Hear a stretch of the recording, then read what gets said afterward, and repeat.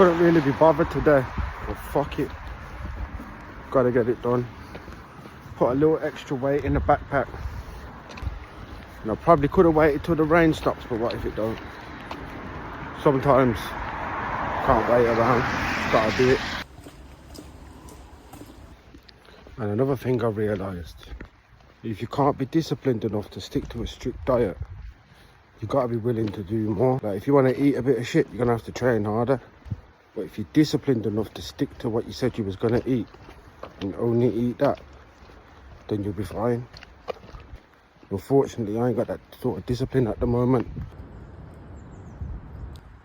Might have to go hit that little gym over there, man, see what it's saying.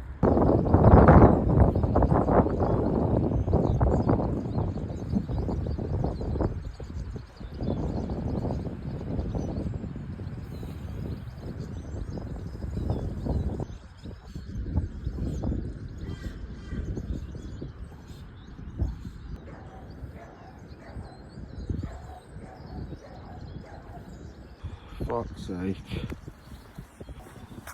Fuck it though, man. Good little outside sesh that was. Booyah!